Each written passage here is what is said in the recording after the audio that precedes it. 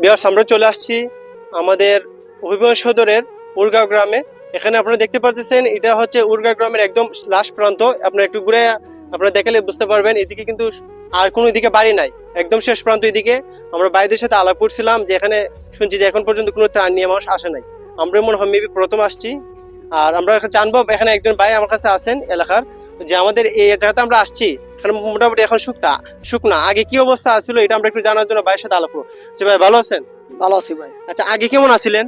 আগে ভাই অবস্থা খুবই খারাপ আছে, এই যে সড়ক গুলা তোমার বুড়াইল আছে, বাড়ি ঘর অনেকের পানি পানি উঠে গেছে আপনার, ওখান শুকাইছে 3-4 দিনের পানিটার অবস্থানটা এখন ভালো। আচ্ছা, আমরা দেখতেছি এখন আপনার এটা শুকনো আছে আর এইদিকে এদিকে পানি পানি একটু আছে কম। আপনার, হ্যাঁ। আগে কেমন আসছিল এই এটার মধ্যে কি পানি আসছিল? এটার পানি আছে, আরো পানি আছে, এটার মতো পানি আছে আপনার। এটা পর্যন্ত এটা পানি এটাই যাবো পুইরা গেছে এই দিক দিয়ে, এই যখন জ্বালা জুলা যা আছে এটা সব